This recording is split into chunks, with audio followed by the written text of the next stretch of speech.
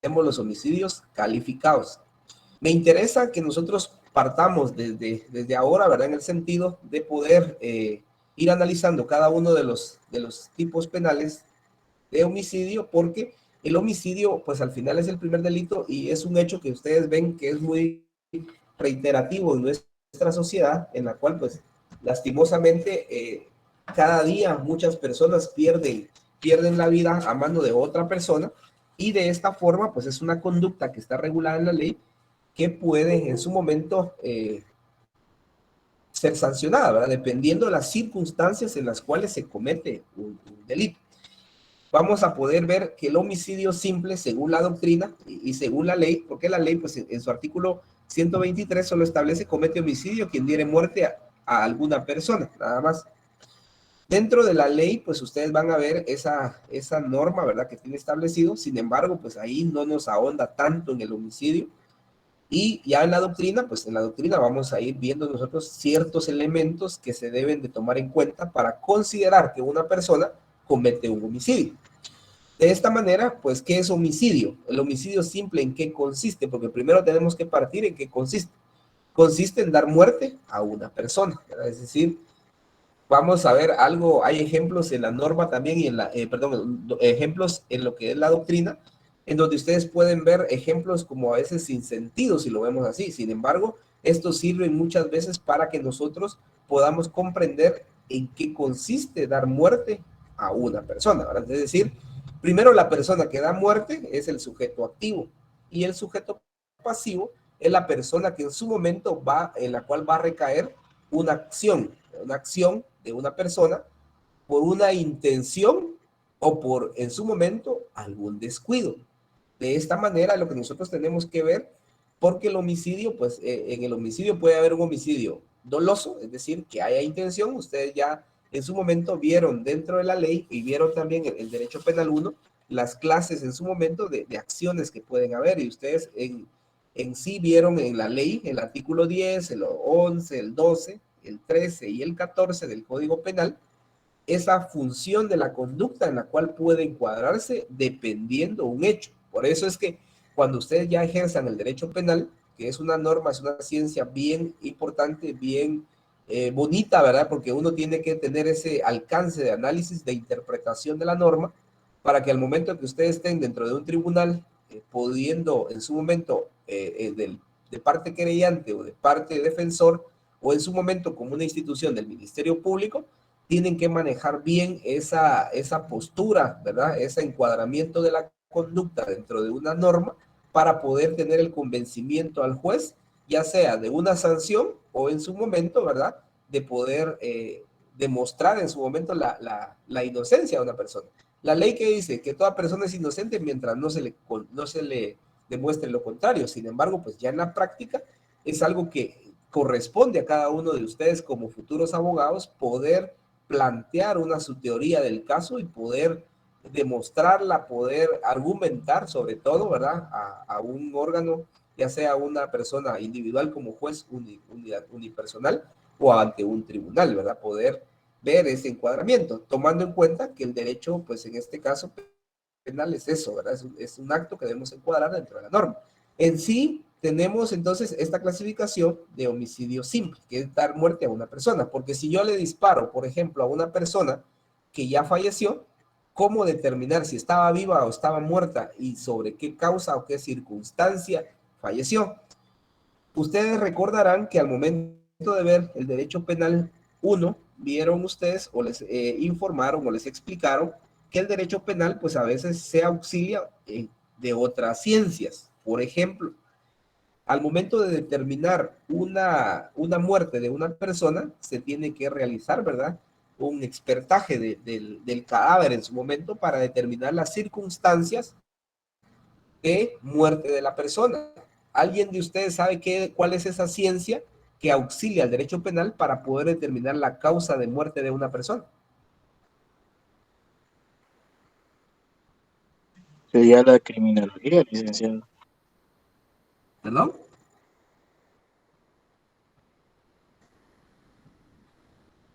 Las Podrían ciencias ser forenses. varias. criminología. Criminología, criminalística, ciencias forenses.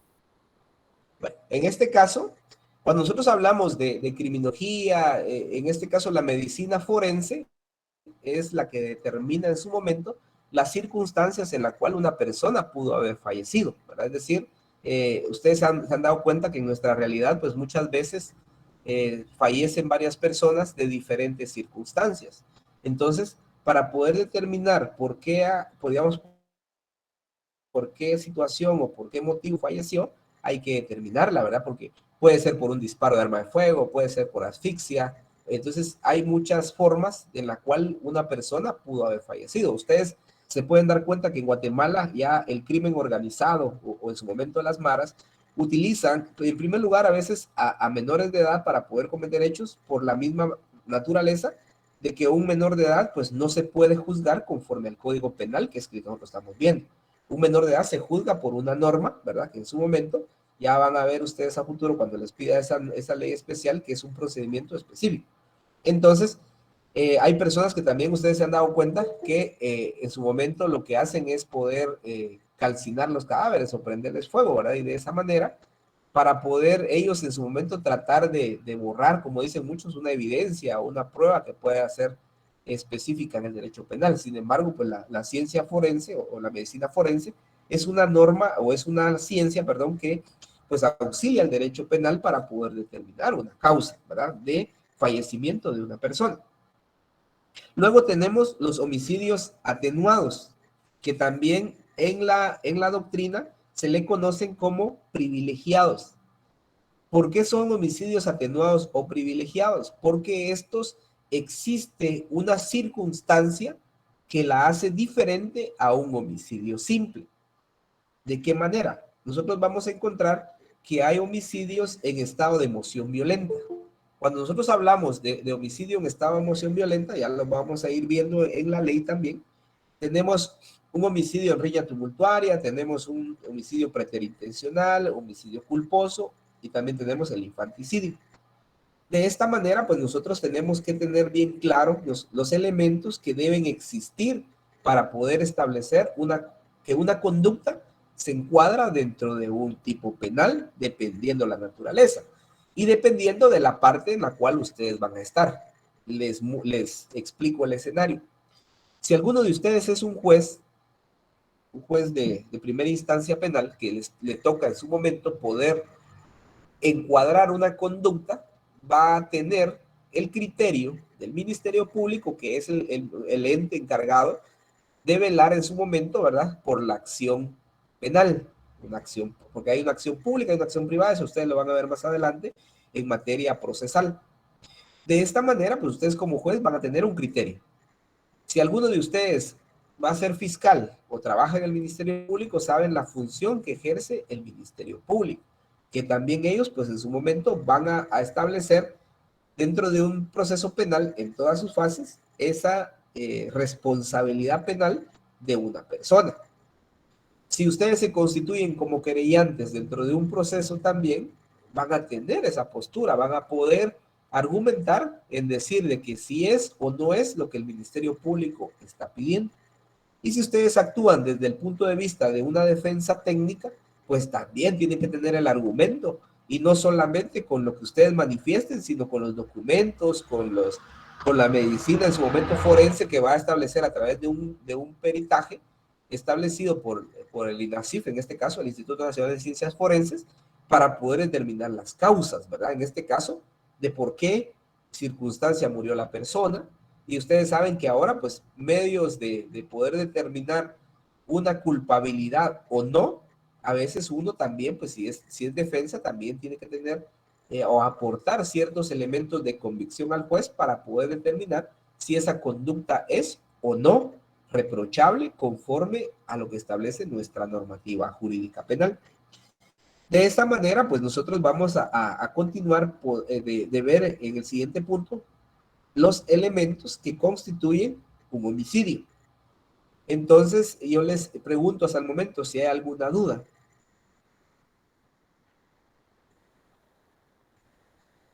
Lick, buena tarde. Disculpe, solo con una consulta. ¿Será que me podrá dar otra definición de los homicidios atenuados? Es que no me quedó muy claro, por favor. Bueno, los homicidios atenuados o privilegiados son los que tienen alguna circunstancia especial al momento de darle muerte a una persona.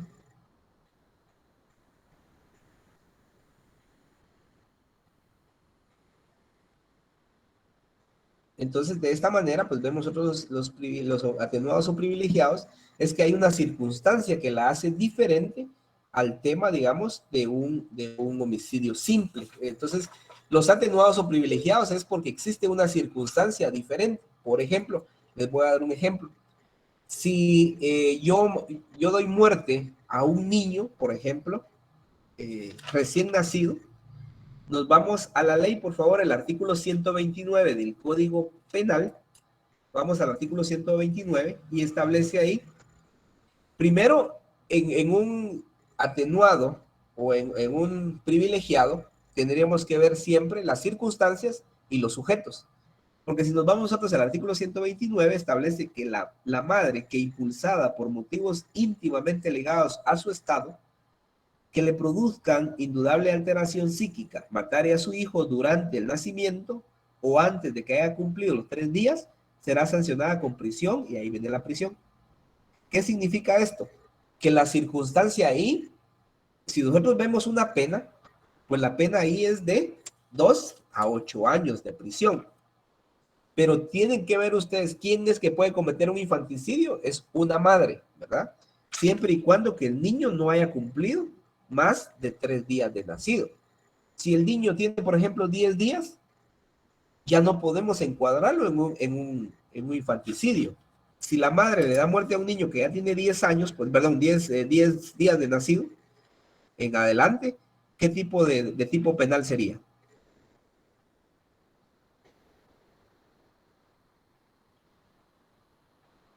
Un homicidio simple, ¿no? No.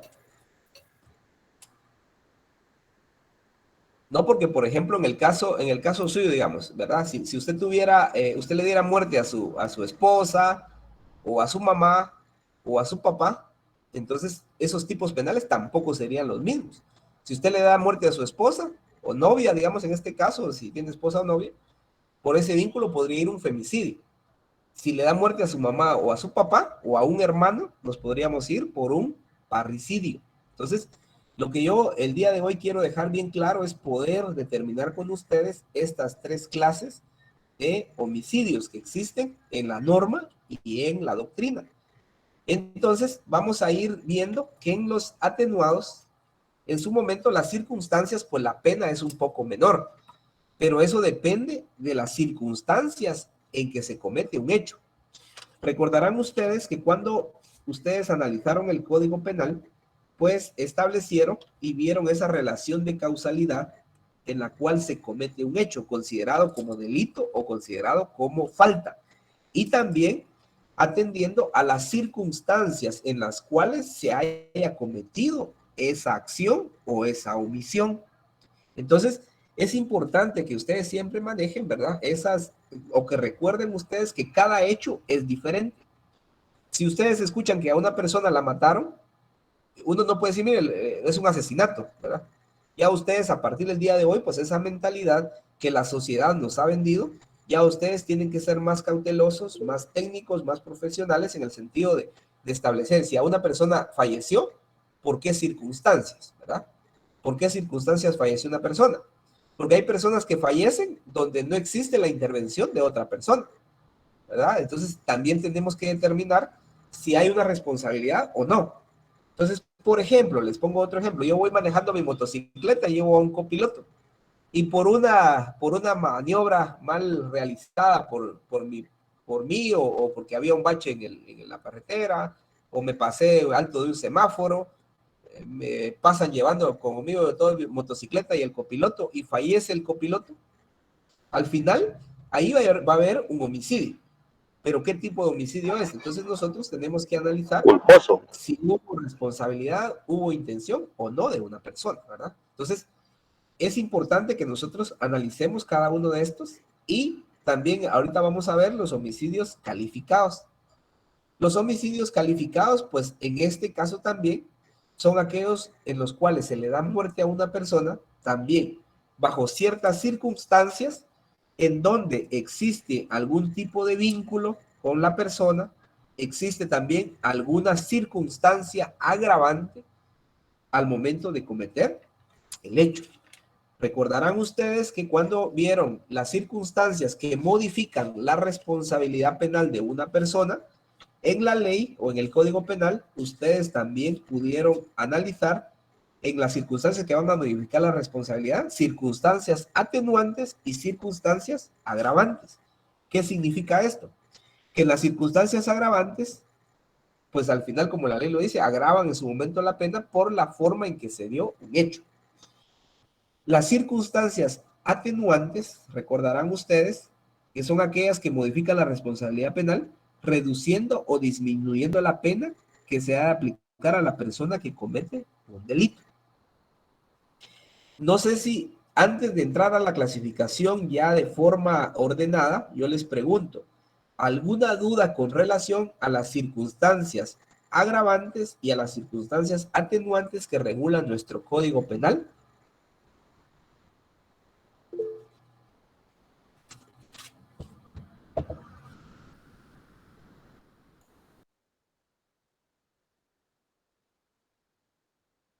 No sé si alguien tiene alguna duda previo a continuar, porque el día de hoy, pues yo sí necesito que si ustedes tienen alguna duda en materia de derecho penal 1, si tienen alguna duda, digamos, de todo lo que hemos hablado, porque acá, pues ya ustedes tienen la base que es el derecho penal 1, para poder comprender de la mejor manera cada tipo penal como tal. Entonces yo pregunto si tienen alguna duda de todo lo que hemos hablado ahorita, de las circunstancias agravantes, circunstancias atenuantes, la comisión de un hecho considerado delito falta, que si es un delito doloso, un delito culposo, que si es un delito consumado o existe alguna tentativa imposible también o algún desistimiento. Entonces yo pregunto si hay alguna duda con eso. Yo solo tengo una pequeña curiosidad, tal vez, licenciado, sobre el homicidio culposo. Aquí dice que se le sancionará con prisión de 2 a 5 años, pero si ese delito fuera cometido manejando un vehículo bajo influencias de la bebida de alcohol o cualquier otra sustancia que reduzca la capacidad mental, volitiva o física, sería el doble de la pena. Pasaría a ser prácticamente 4 a 10 años.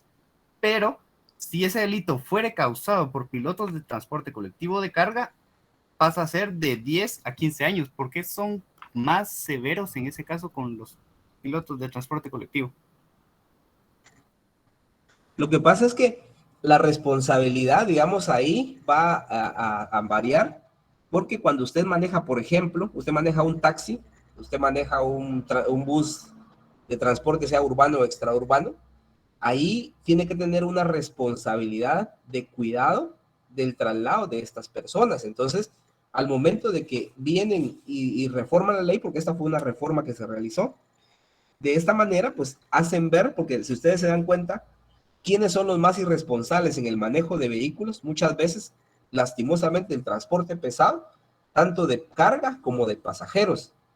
Entonces, la ley lo que establece ahí, lo que busca es poder, pues, un delito o digamos una norma penal lo que hace muchas veces es prevenir que el hecho no suceda, ¿verdad? Es decir, que a usted viene y le dice, mire, si usted comete este hecho, pues tendrá esta sanción. ¿Cómo determinar si yo era o no el que conducía un vehículo? Cuando cada uno de ustedes, los que tienen una licencia, pueden darse cuenta que en la parte del reverso de dicha licencia, dependiendo la clase que tengan, la clase A, clase B, clase C, y si es moto, y entonces ahí la ley le da a usted ciertos parámetros, y dependiendo la responsabilidad, por eso es que les digo, las circunstancias en que se comete un hecho varían, y la responsabilidad de la persona que lo cometa también, porque ustedes se han dado cuenta en las noticias muchas veces también que a veces quienes manejan el transporte colectivo son menores de edad. Y en este caso, el reglamento de tránsito, la ley de tránsito establece que para obtener una licencia tipo A, también existe una edad. ¿Por qué? Porque al momento de cometer un hecho que se considera, en este caso, culposo, se recordarán ustedes que hay unos elementos que deben estar inmersos en un delito culposo. El delito culposo, recordarán ustedes que tiene unos elementos, y estos que son lo relacionado a la imprudencia, a la negligencia o a la impericia. ¿Cómo determinar esto? Imprudente, cada uno de nosotros puede ser imprudente en cualquier momento, pasa donde no debe. Entonces, en su momento la imprudencia es la falta de prudencia o de cautela o de precaución que cada uno de nosotros pueda tener. A algunos de ustedes los pueden atropellar, ¿verdad? ¿Pero por qué? Porque a veces descuido, ¿verdad? Falta de precaución, iba hablando del teléfono, se atravesaron y pasó un vehículo y lo mata. Entonces, ahí, ¿de quién es la responsabilidad? Todo eso se tiene que establecer a través de un análisis profundo del caso con las circunstancias y conforme al conocimiento que cada uno de ustedes pueda tener. En el caso de la negligencia, recordarán ustedes qué es la negligencia. Entonces, la negligencia en su momento puede ser la omisión, en este caso, más o menos consciente, pero en su momento de la persona que va a realizar un acto jurídico. Entonces, yo puedo ser negligente, yo puedo tener en su momento el conocimiento de algo, pero a mí me da igual, ¿verdad? Yo soy salvavidas y si alguien se está ahogando y mi responsabilidad es salvarlo, y me da igual, ¿verdad? Si se muere o no se muere, ¿verdad? Entonces, ahí puede existir una negligencia. Igual ustedes han escuchado mucho la negligencia médica, ¿verdad? Una persona que está realizando algún tipo de cirugía, algunos les han dejado algún tipo de instrumento que utilizan los médicos dentro del cuerpo de una persona, ¿verdad? Entonces, ahí es falta en su momento de algo diligente o de ser algo, pues, en su momento responsable uno dentro de sus actos. Y por último, lo que usted me pregunta, el delito culposo, que lo vamos a ver más adelante, también es relacionado, ¿verdad?, a qué es la impericia. La impericia, en su momento, puede considerarse como una falta de pericia o bien la habilidad para poder conducir un vehículo que es de transporte colectivo. La persona primero tiene que tener experiencia, tiene que tener una edad establecida, y si no, y comete un hecho, pues también en su momento la sanción es más dura, digamos, si lo vemos así, más alta, por las mismas circunstancias en las cuales la persona pues tiene ese grado de responsabilidad en el manejar un vehículo. No sé si ahí estamos con su duda. Sí, muchas gracias, licenciado. Licenciado, perdone. ¿Sí? Sí, buenas tardes, licenciado, mucho gusto de saludarle. Fíjese que yo quisiera agradecerle a usted un favor. En el curso de Penal 1 nosotros sí abarcamos la mayoría de los puntos que usted ha estado tratando que corresponden a ese curso. Sin embargo, fíjese que el enfoque que se le dio fue mucho en cuanto a la teoría de la escuela clásica, la escuela positivista, los elementos, las características y todas esas situaciones. Si dentro de sus posibilidades estuviera el poder repasar a manera de esbozo, digamos, el contenido de la ley que corresponde a ese curso, yo en lo personal se lo agradecería mucho. Estoy seguro que a muchos compañeros les sería de utilidad, porque he observado que usted está mencionando, por ejemplo, el artículo 10, el artículo 11, el 12, mencionó también el artículo 1, o sea, el principio de legalidad y todo eso, y eso yo creo que a nosotros sí nos ayudaría bastante el que pudiéramos hacer un repaso. Bueno, con mucho gusto. Pregunto a la mayoría, yo lo puedo hacer, pero a veces yo sí necesito como la anuencia de cada uno de ustedes. Lo que yo sí quiero es que cada uno de ustedes, por favor, pregunten, y yo estoy en la disponibilidad. Si ustedes quieren que unas 2, 3 clases hagamos un repaso general de todo lo que es Derecho Penal 1, aunque es muy poco tiempo, pero créame que en el caso mío, a mí me interesa que en el caso del Derecho Penal 1 tenga que estar claro, tengan que tener ustedes, y también, pues, a partir del día de hoy, pedirles a ustedes también esa colaboración de que lean del artículo 1 del Código Penal al artículo 122, para poder también entender toda la parte o comprender toda la parte de lo que es la norma, digamos, la parte general o la norma sustantiva del derecho penal, previo a poder analizar un delito. Porque a veces el problema que pasa uno a veces, o a veces uno como catedrático, a veces como alumno, se va por otra vía, y en donde al final, pues lo que nosotros vamos a aplicar a futuro va a ser la ley penal, ¿verdad? Entonces, pregunto a la mayoría, por lo menos unos 10 que me digan que si están de acuerdo, yo estoy en toda la disponibilidad de poder hacer un repaso general, por lo menos en unas 2 clases, porque también tengo que avanzar con mi materia, ¿verdad? Para poder también yo abarcar lo que el programa nos establece. Sí, licenciado, la mayoría está de acuerdo.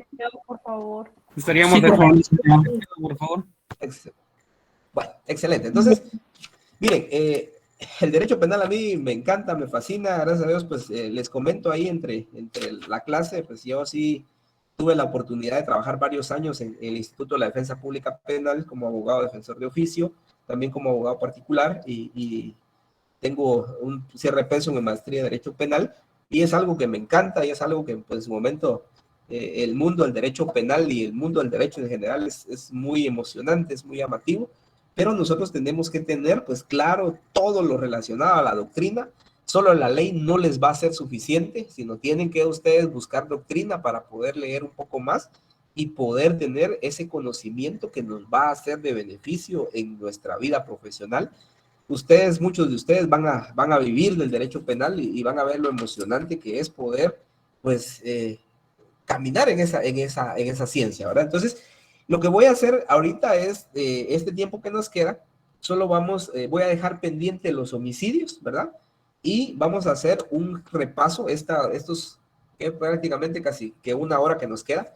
Conmigo sí trato de aprovechar el tiempo al máximo, ¿verdad? Entonces, vamos a hacer un repaso como general, ¿verdad? Y si hay alguna duda, por favor, no duden en interrumpirme para poder explicarles y que el día de hoy ustedes queden claros con lo que es derecho penal, ¿verdad? Entonces, primero vamos a empezar. ¿Recuerdan ustedes que el derecho penal existe en 2? Se clasifica en 2 el derecho penal.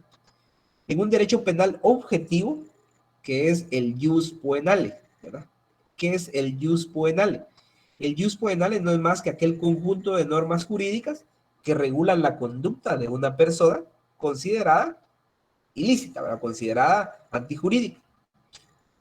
También está el derecho penal subjetivo, que es el famoso jus puniendi, no sé si recuerdan ustedes, y que este jus puniendi no es más que la facultad que tiene el Estado de poder determinar qué conducta es considerada delito y qué conducta no es considerada delito. Puede ser una falta, ¿verdad?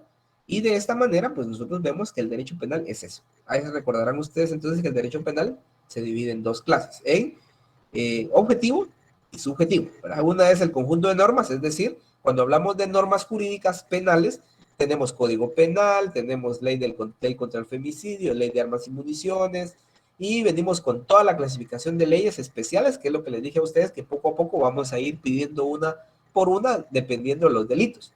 La primera que les voy a dejar ahorita que me consigan para la próxima clase va a ser la ley contra el femicidio y otras formas de violencia contra la mujer, porque dentro de los homicidios vamos a ver el femicidio, y el femicidio está regulada en una norma, que es en jus poenale, es en el derecho objetivo. Luego pasamos nosotros que el derecho penal, en su momento, ustedes vieron también que ¿cuál es el fin? Les pregunto a ustedes, ¿cuál es el fin del derecho penal?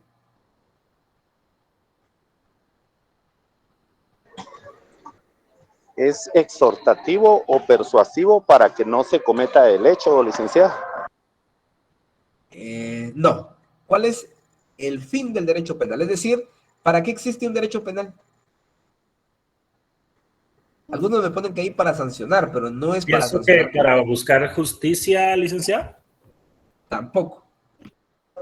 ¿No es la resocialización, licenciado? Exacto. Entonces, el derecho penal, miren, a lo largo de la historia, me imagino que ustedes se metieron en unas escuelas que uno al final, ya pura escuela, ya no sabe ni en qué escuela anda, ¿va? Tal vez en escuela de vacaciones, digo yo, porque se pierde uno en ese asunto, ¿verdad? Entonces, lo que sí me interesa es que el día de hoy nosotros vamos a poder avanzar en el tema concreto, ¿verdad? El derecho penal en sí es un derecho penal, o el fin es ser rehabilitador.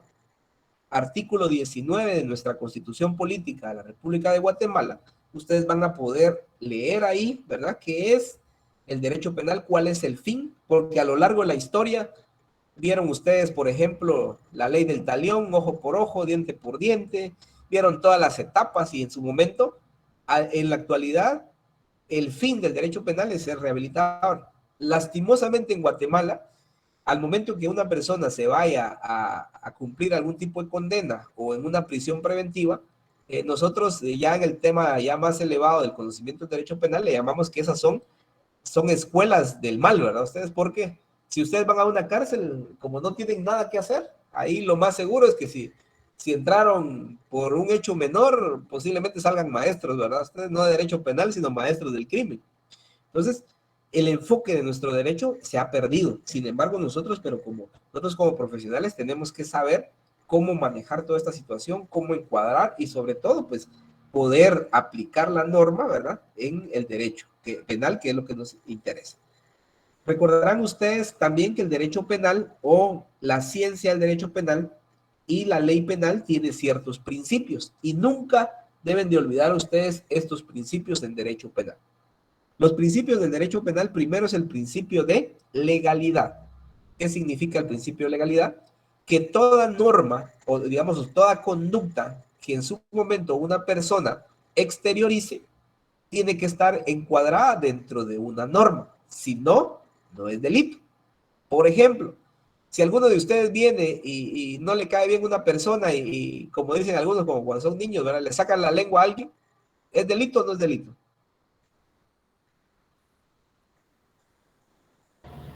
No, porque no está en una norma.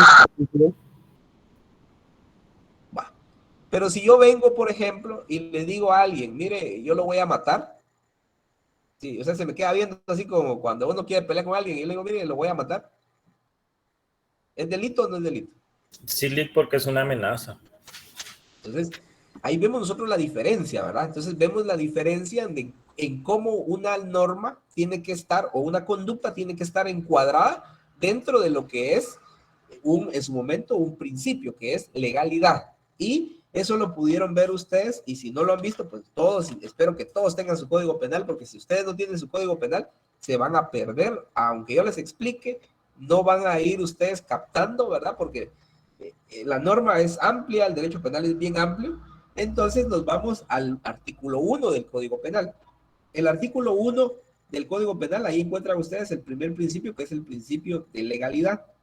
Y establece esta ley, ¿verdad?, que en este caso que nadie podrá ser penado. Es decir, cuando hablamos de pena, ustedes también escucharon, o en su momento me imagino que les hablaron que habían penas principales, penas accesorias, ¿verdad? ¿Recordarán ustedes qué tipos de penas vieron? ¿Recuerdan?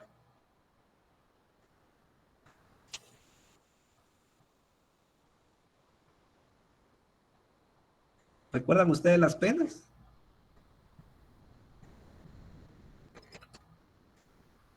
No, yo me imagino que no. ¿No recuerdan? Va, miren pues. Como les digo, hoy va a ser un repaso así general, ¿verdad? Pero necesito que ustedes lean porque si no, no nos vamos a ir poniendo al día, ¿verdad? En el Código Penal, vamos a ir analizando solo el artículo 1 y les voy a hacer yo integración de toda la norma para que esto sea un poco más fluido y que todos, bueno, digo, que todos tengan su Código Penal, porque eso va a ser como alguien que va, de alguno de ustedes que va a una religión, ¿verdad? Tienen su Biblia y ustedes le preguntan algo, ustedes saben dónde encontrarlos y todo, ¿verdad? Entonces, el Código Penal me establece, nadie podrá ser penado por hechos que no estén expresamente calificados como delitos o faltas. Y en este caso, las penas, de una vez ahí ustedes pueden hacer una integración de norma, ¿verdad? Una integración de ley para poder tener ese manejo de ley que a ustedes les va a servir a futuro. El artículo 41 y el artículo 42 del Código Penal establece clases de penas, ¿verdad? Una pena principal y una pena accesoria. Es decir, que si yo cometo un hecho considerado delito, voy a tener una pena. ¿Y qué pena me pueden dar? Primero puede ser la pena de muerte, que en Guatemala actualmente pues no está vigente, que sí está en la norma todavía, está regulado tanto en nuestra Constitución, el artículo 18, como en el artículo 41 del Código Penal y el artículo 43. Luego está la pena de prisión, que esa sí se aplica actualmente en Guatemala. El arresto y la multa, que son penas que sí se aplican, ¿verdad? Luego tenemos las penas accesorias que están reguladas en el artículo 42 de nuestra norma, que nos establece en este caso las penas que nosotros podemos o a un sujeto puede aplicársele, ¿verdad? Continuando con el artículo 1, establece conductas que estén, o hechos que estén calificados como delitos o faltas por ley anterior a su perpetración, perdón, y no se impondrán otras penas que no sean las previamente establecidas en la ley. Entonces, primer principio, se recordarán ustedes, y aquí lo van a tener en cuenta siempre, que es el principio de legalidad, ¿verdad? ¿Dudas con el principio de legalidad?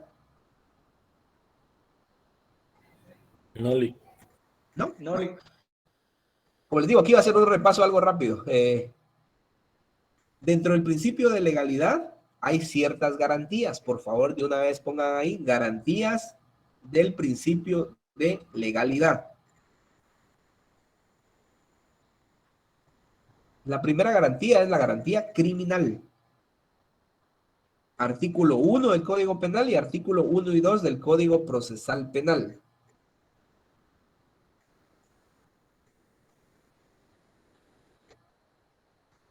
La siguiente es una garantía penal.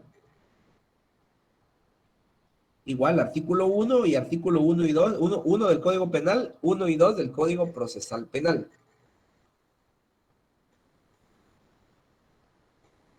La siguiente es una garantía judicial. Artículo 12 de la Constitución Política de la República de Guatemala.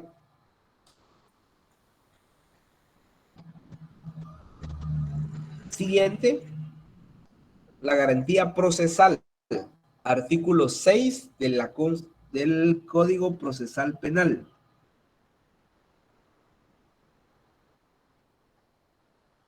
Y por último, la garantía ejecutiva, artículo 19 de nuestra Constitución Política de la República de Guatemala.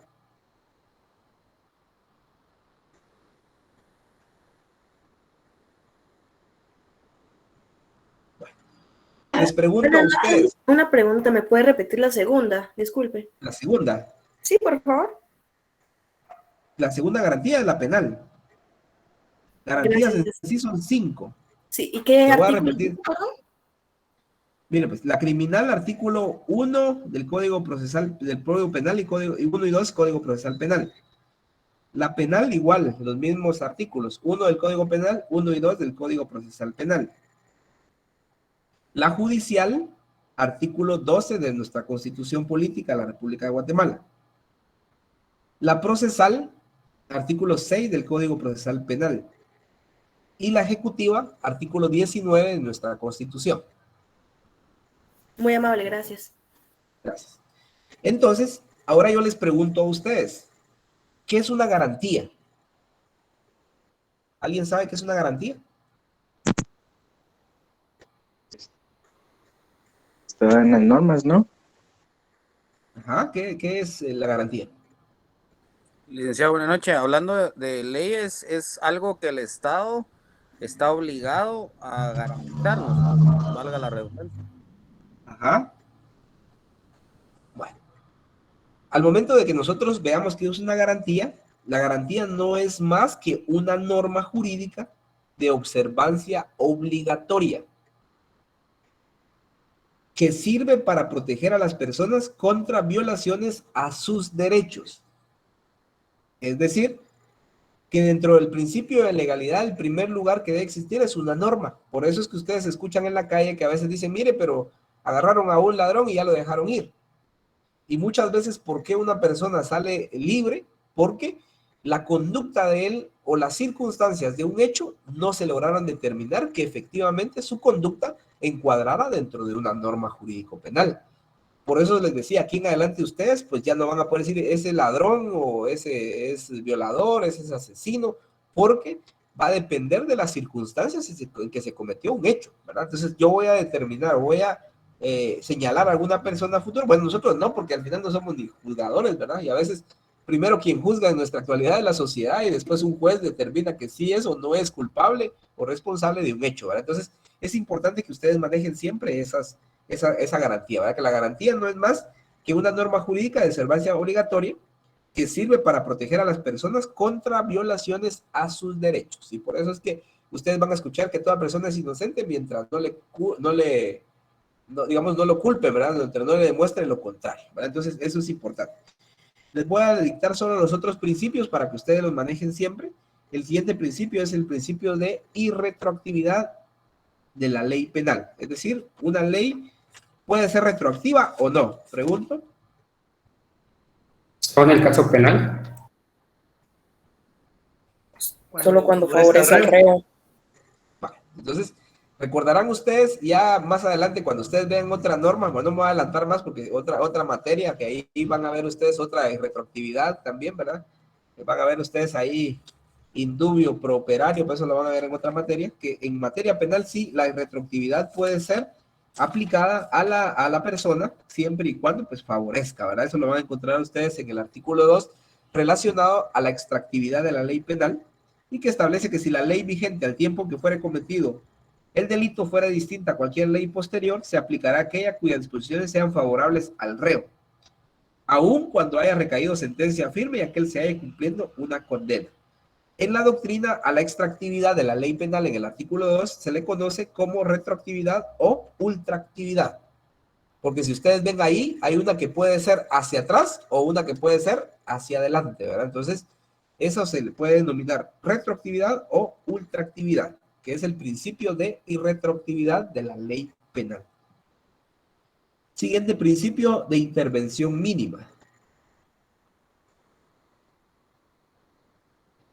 Y por último, el último principio es exclusiva protección de los bienes jurídicos. Cuando ustedes vieron materia penal 1, les explicaron que era un bien jurídico tutelado. Les pregunto a ustedes, ¿qué es un bien jurídico tutelado?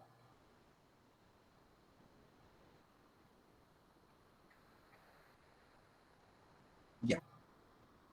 Licenciado, disculpe, ¿cómo fue el nombre de este último principio? No se lo logré copiar. El último principio es exclusiva protección de los bienes jurídicos. ¿Y el anterior, Lick, disculpe? Anterior a esa, fue la intervención mínima. Gracias. Bueno, entonces, un bien jurídico tutelado, primero tenemos que saber, porque ahí se recuerdan ustedes que cuando entremos a ver ya los tipos penales, vamos a tener que identificar cuál es el bien jurídico tutelado que se protege, ¿verdad? Y algunos que son como que muy similares y a veces van a tender a confundirnos, ¿verdad? Si es vida, si es integridad, si es indemnidad sexual, la libertad sexual, a futuro vamos a ir viendo todos esos bienes jurídicos tutelados. ¿Qué es un bien jurídico tutelado? Tiene que quedar bien claro el día de hoy. Un bien jurídico tutelado es un interés social que se protege a través de los tipos penales. Es un interés social que se protege a través de los tipos penales.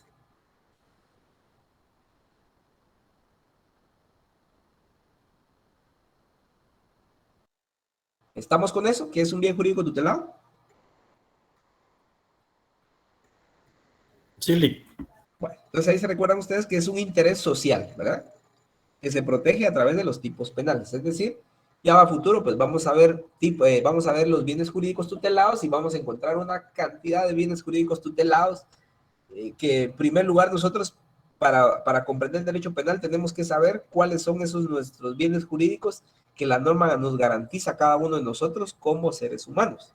Por ejemplo, tenemos la vida, la integridad física, psicológica, sexual, y moral, y viene una cantidad de bienes jurídicos que todos nosotros tenemos.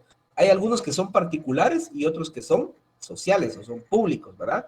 Entonces, por ejemplo, si yo manejo un vehículo en estado de ebriedad, ¿qué estoy poniendo en riesgo?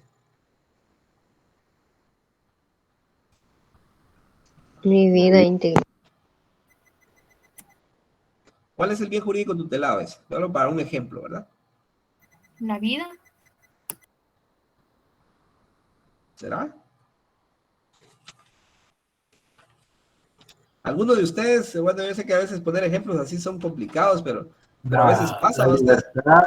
La libertad, licenciado. Ajá. El patrimonio. Ajá. Y la seguridad y la salud, creo yo. Ya. ¿Algunos de ustedes alguna vez lo agarraron ahí con las polarizadas, dijo uno, y lo detuvieron? No sé si alguien tuvo mejor no hablemos de eso porque nadie va a decir que sí, ¿va? Entonces, recuerdan ustedes que cuando uno maneja un vehículo bajo ciertas circunstancias, ¿verdad? O bajo el ingesta de ciertas circunstancias, ya sean alcohólicas o de otra naturaleza, pues al final ahí la persona pone en riesgo algo. ¿Cuál es lo que pone en riesgo? La vida, la integridad, porque de repente yo manejo en estado de ebriedad, pero no lesiono a nadie, llego a mi casa y guardo el vehículo y ni siquiera voy a cometer ni un hecho, ¿verdad? Pero no significa que yo tenga que lesionar a alguien para fuerza de encuadrar mi conducta. ¿Cuál es el bien jurídico? Ese es un interés que se protege, es un interés social, es decir, que afecta a cualquier persona. ¿Alguien sabe?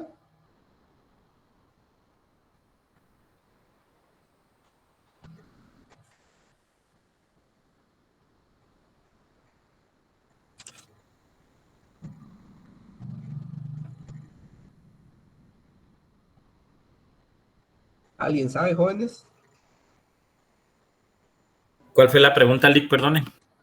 Estamos viendo un ejemplo en este caso, ¿verdad? Estamos viendo un ejemplo de un bien jurídico tutelado.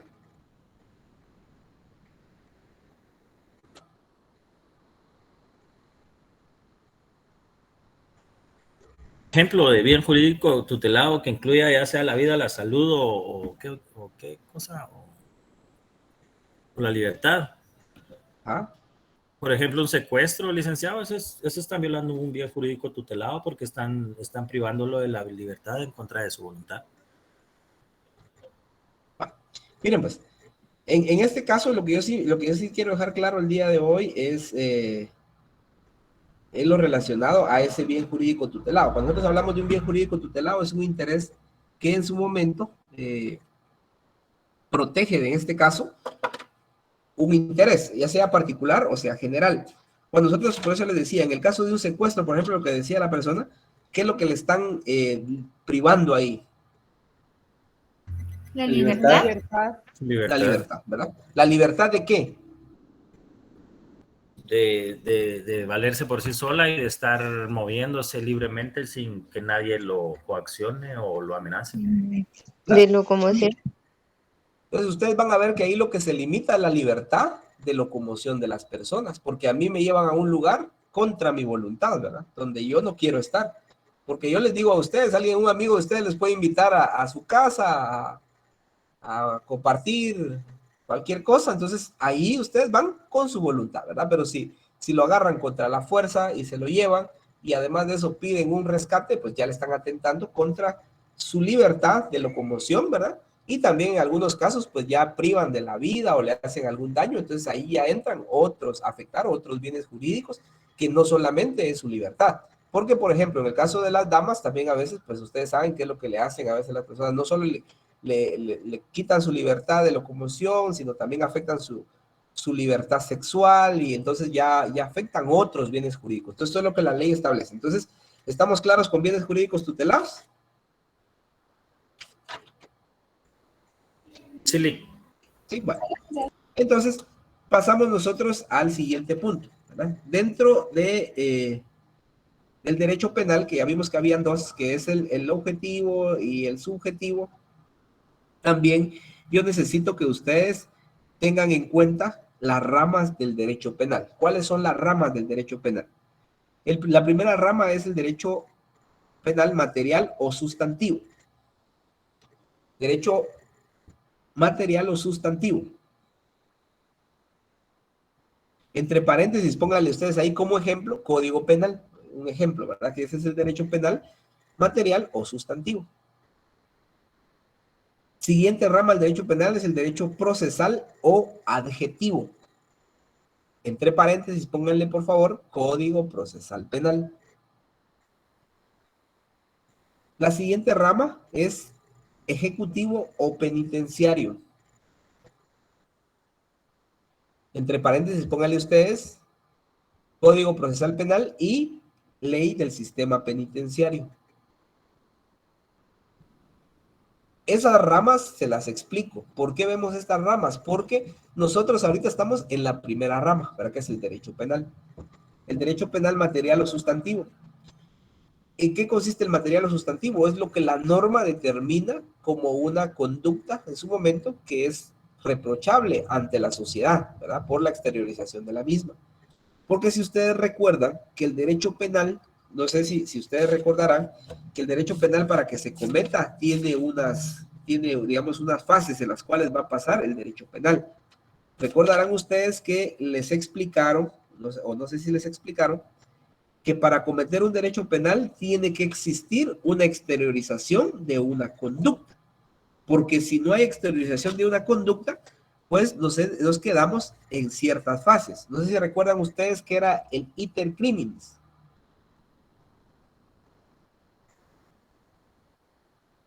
El camino hacia el delito.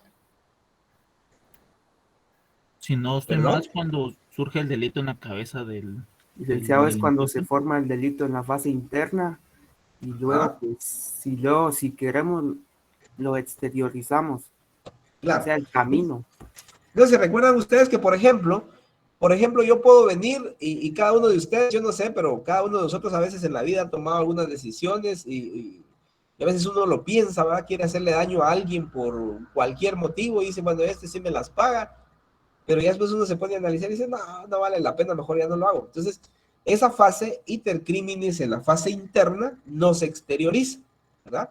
Y al momento de no exteriorizarse, pues no puede ser, en este caso, sujeta a una valoración, ¿verdad? O alguna interpretación en una norma penal, porque quedó en una fase de solo pensar, más no ejecutar. Pero si yo pienso en su momento, porque ahí se recordarán ustedes que en el transcurso del derecho penal, para que un delincuente cometa un hecho delictivo, tiene que ser muchas veces planificado, ¿verdad? Un sujeto que va a atacar a alguien, muchas veces lo analiza, lo vigila, para poder saber horarios, lugares, dónde transita y todo, ¿verdad? Entonces, ahí ya existe un dolo, ya existe una planificación previa a la comisión de un hecho. Y de esa manera, pues ya se logra concretar lo que es el famoso iter criminis, ¿verdad? De esta manera, pues ustedes tienen que también manejar esta parte de lo que son las ramas del derecho penal. Luego, ya cuando encuadramos una conducta en una norma legal, ya viene la fase de un proceso, ¿verdad? Un proceso penal. En Guatemala existe un proceso penal guatemalteco, que esa la encontramos nosotros en el derecho procesal, o también llamado adjetivo, que es dentro de un código procesal penal, que es el que nos regula todas las fases de un proceso, ¿verdad? Ustedes lo van a ver más adelante. Ahorita solo les adelanto, ¿verdad? Que hay un proceso penal que tiene unas fases, ¿verdad? Que tiene 5 fases el derecho procesal penal, pero eso lo van a ver ustedes más adelante. Ahorita solo manéjenlo como el derecho penal. Luego viene el derecho ejecutivo o penitenciario, que este no es más ya del cumplimiento de la pena. Por eso es que en Guatemala ustedes van a encontrar que hay juzgados de paz penal, hay juzgados de primera instancia penal, juzgados y tribunales de sentencia, juzgados unipersonales de sentencia y tribunales de sentencia. Es donde se va a ver la parte sustantiva y la parte adjetiva.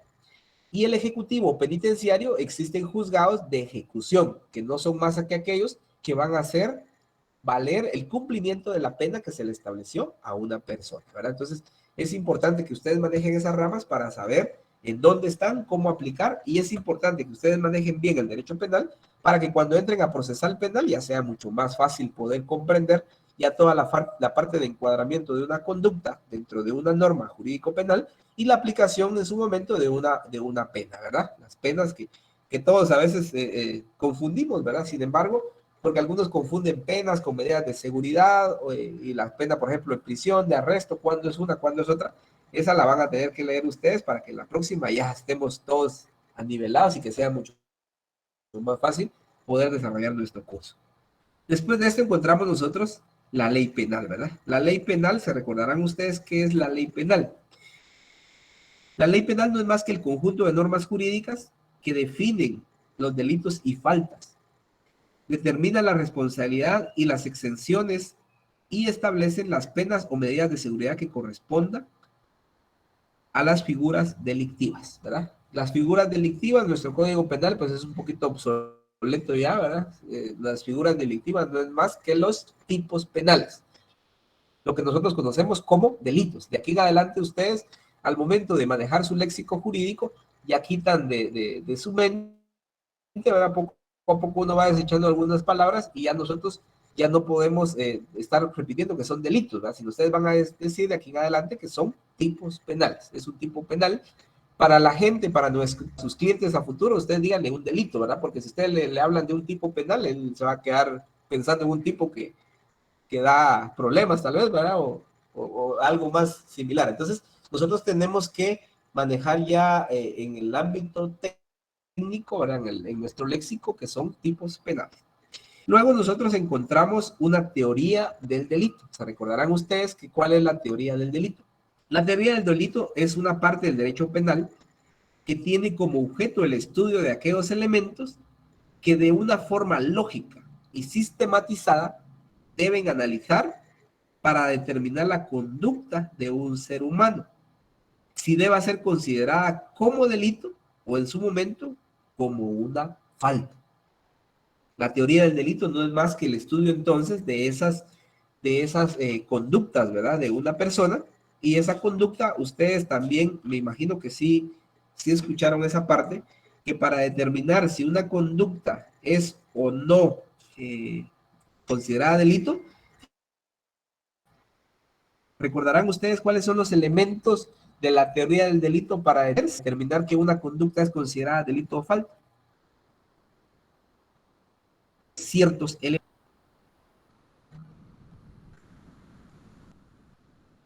elementos. Bien, si no recuerdan, lo vamos a hacer mención el día de hoy. Para que una conducta tenga que ser considerada como delito, tiene que existir una acción. ¿Recuerdan qué es una acción?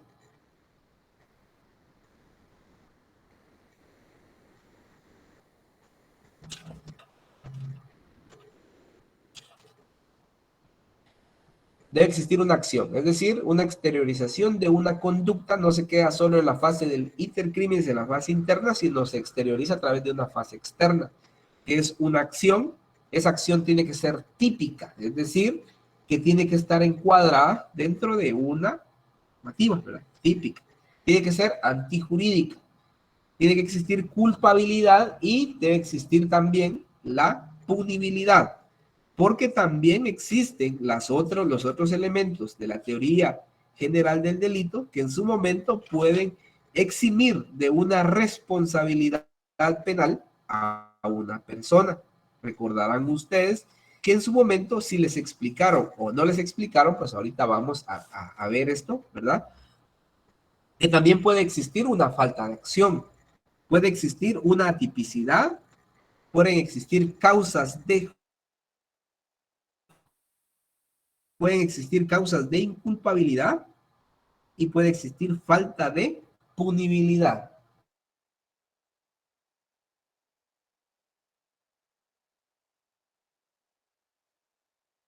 Que van a ver ustedes más adelante, punible, ¿es considerado delito o no? Que no es punible.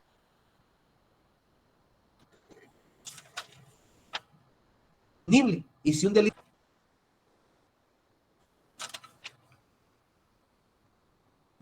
Entonces, de esta manera vamos a ver nosotros cada uno de esos aspectos importantes que deben de manejar ustedes dentro de lo que es el derecho penal, ¿verdad? De esta manera vamos a continuar con relación al derecho penal, ya con la ley penal que nosotros hemos visto. Y sí, les pido de favor que dentro de la ley penal como tal, ya del artículo 1 en adelante, ustedes puedan tener ya esa lectura avanzada, porque al momento de poder analizar cada tipo penal, yo voy a hacer como preguntas, digamos, si ustedes tienen que participar. Lo que yo sí les digo en esta clase, pues tiene que ser muy interactiva, en la cual ustedes respondan, pregunten, porque a veces una clase se vuelve un poquito como, tal vez les diría yo, aburrida si no hay participación, porque o pasan dos cosas, o todo está quedando tan claro o no entendemos nada, y eso nos lleva a que a veces no preguntemos nosotros sobre las dudas que tengamos. Y esto es importante porque ustedes tienen que manejar toda la parte general para poder aplicarla ya en el ámbito de la parte especial. Lo que yo sí quiero ver con ustedes es el tema, ¿verdad? Lo que sí me interesa de aquí en adelante más concreto es todo lo relacionado al principio de relación de causalidad. Y nos vamos al artículo 10, por favor, del Código Penal. Y ahí ustedes me hacen favor de anotarle a su código en alguna parte donde tengan ahí espacio. Pónganle ustedes ahí, principio de relación de causalidad.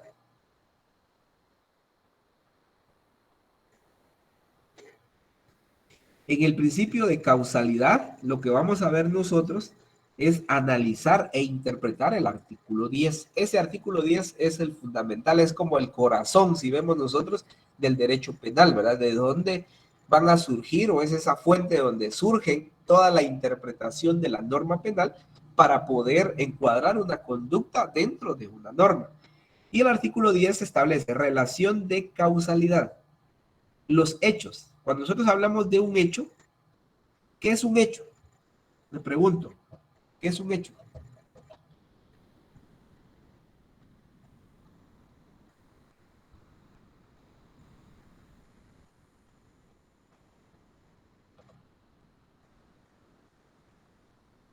Una acción que Algunos se cometió, ¿no? indican que el hecho es una acción.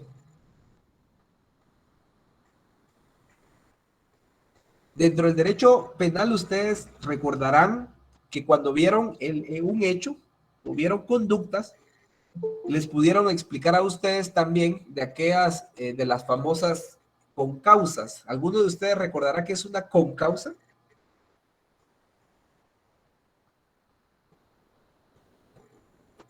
No, Lick. ¿No? Las concausas en materia penal, se los voy a dar así porque parecen trabalenguas, ¿verdad? Ustedes, entonces, ahí si lo van a anotar, lo anotan ahí, pero aparte de anotarlo, tienen que comprenderlo. Las concausas no es más que la causa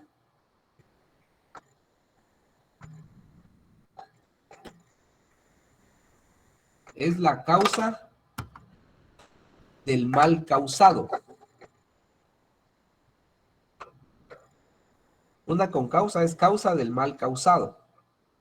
Se podría decir que es el resultado del mal, Nick. Sí, por ejemplo, miren pues, por decirles algo, ustedes vienen, les voy a poner un ejemplo, ¿verdad? Entonces ustedes vienen manejando su vehículo y de repente una persona se le atravesó y se lesionó, ¿verdad? Se lesionó del brazo, del pie, lo que ustedes quieran, pero a consecuencia de eso, digamos, se somete a una cirugía y de repente la persona tenía una enfermedad, ¿verdad? Pongámosle diabetes, donde no podía tener ese tipo de intervención quirúrgica y se complica y fallece. Les pregunto a ustedes, ¿por qué va a fallecer? ¿Por la lesión o por la operación? Por la operación, Lick. Bueno, ¿la responsabilidad de quién es? ¿Del que causó la lesión o del médico? Sería de quien causó la lesión. Aquí nosotros vamos a ver que es, en su momento, ¿verdad? Es una causa de un mal causado. Porque si alguien no lo hubiera lesionado, posiblemente esa persona no hubiera fallecido. Entonces, es importante que ustedes vean que un hecho al final, cuando nosotros hablamos de un hecho, no es más que la exteriorización de una conducta, la que muchos de ustedes le mencionan como una acción, ¿verdad? Entonces, el artículo 10 dice que los hechos previstos en las figuras delictivas, que ya sabemos nosotros que no es una figura delictiva, sino son tipos penales, serán atribuidos al imputado. Cuando nosotros hablamos de imputado, a quien se le imputa una acción, es decir, la persona que se supone que ha cometido un hecho considerado como delito, ¿verdad? O como falta. Cuando fuera en consecuencia de una acción u omisión. Por eso es que la ley es importante, que la ley establece ahí hechos, ¿verdad? Porque en un hecho, a muchos dicen un hecho delictivo, porque en su momento es un hecho. ¿Cómo sucedió?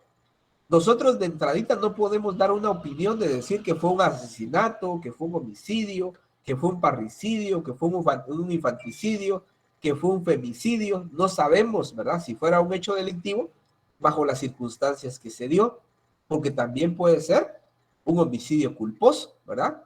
O pudo haber sido también en su momento que la persona se quitó la vida sola, sin intervención de nadie más. O alguien la indujo al suicidio, ¿verdad? Entonces, todos esos aspectos tan importantes que la ley establece están enmarcadas dentro de ese principio de relación de causalidad.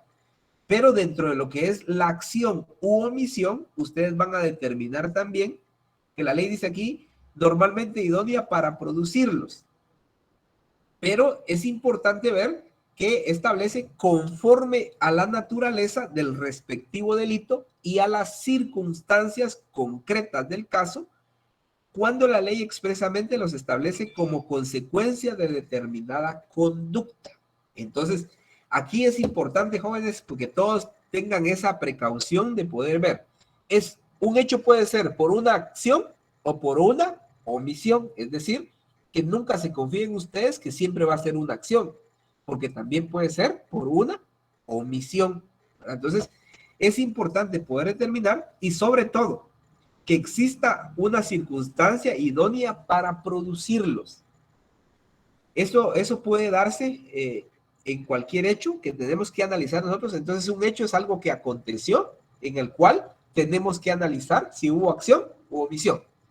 Si hubo una acción conforme a esa naturaleza de ese respectivo delito, tenemos que ver entonces si esa acción fue considerada como dolo, es decir, recuerdan ustedes que el dolo es la intención de causar un daño y la culpa es la falta en su momento de, es la falta de prudencia, o es la imprudencia, la negligencia o la impericia. O bien puede establecerse también como algo preterintencional. ¿Qué es una preterintencionalidad? Es decir, cuando nosotros hablamos de una preterintencionalidad, tenemos que ver en qué consiste algo preterintencional. ¿Ustedes recuerdan qué es algo preterintencional?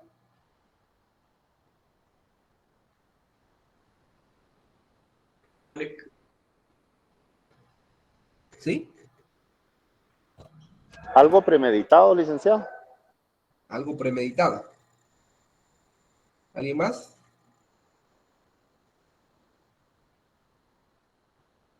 Algo planeado.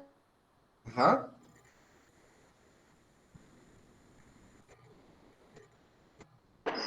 Es decir, que ya se tiene la intención de hacerlo. Nosotros vemos que hay un delito en su momento, una figura que se puede encuadrar como un homicidio preterintencional. Y en este caso, pues, sí es donde la persona tiene una intención, ¿verdad? Hay un delito que es preterintencional, es decir, que ha sido planificado, que tiene una similitud con el delito doloso, ¿verdad? Donde existe esa intermediación, o digamos esa fase en la mente de la fase interna y que se exterioriza por medio de la fase externa, es decir, por una acción o también en su momento por una omisión. Y de esta manera yo lo que necesito es que ese artículo 10 esté bien marcado, en la cual ustedes de aquí en adelante nunca olviden, ¿verdad?, en qué consiste cada una de esas partes o de esos párrafos que establece el artículo 10 para poder encuadrar y tener claro, ¿verdad?, que en qué consiste ese principio de causalidad. De esa cuenta ya se establece el artículo 11 y en el artículo 11 entonces ya encontramos la división de lo que debemos considerar nosotros como un delito doloso, un delito culposo o un delito consumado, o que también puede existir una tentativa.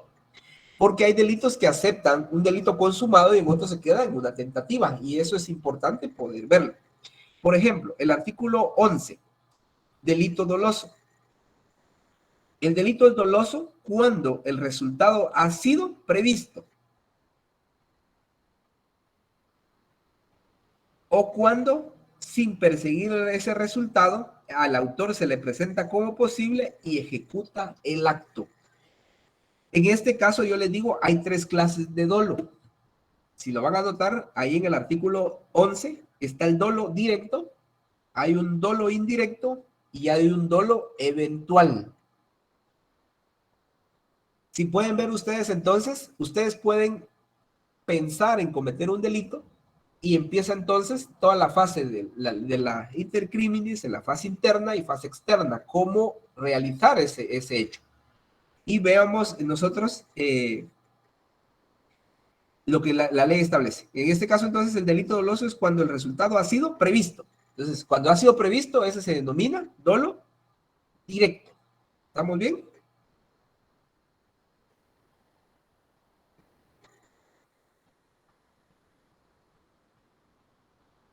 O bien el otro, cuando sin perseguir ese resultado, al autor se le presenta como posible y ejecuta el acto. A veces hay personas que en su momento quieren asaltar a otra, ¿verdad? Puede ser que lo estén vigilando, o alguien se le atravesó por ahí y no era el que esperaban, pero si alguien se atravesó y a él pueden dirigirse, ¿verdad? Entonces, la diferencia entre un dolo directo y un dolo indirecto es una línea divisoria muy delgadita para poder determinar una y otra. Y el eventual, pues es cuando en su momento a la persona se le presenta como posible y ejecuta el acto, ¿verdad? Entonces, es importante poder determinar nosotros esa actitud, esa acción que va a ejecutar una persona. Luego nos vamos al delito culposo.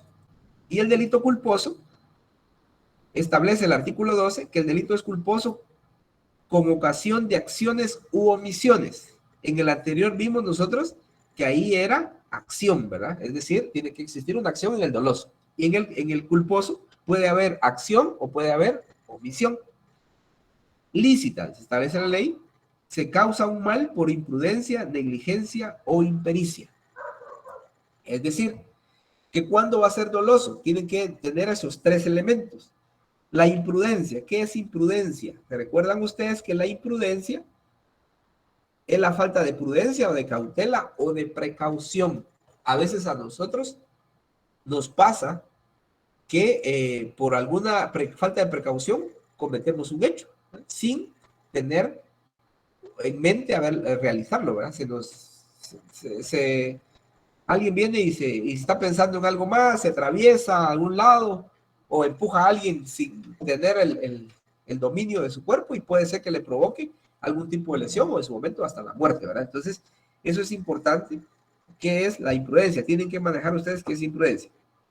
¿Qué es negligencia? La negligencia, la omisión, más o menos voluntaria, pero consciente, de la diligencia que corresponde a actos jurídicos, en nexos personales y en la guarda o gestión de los bienes.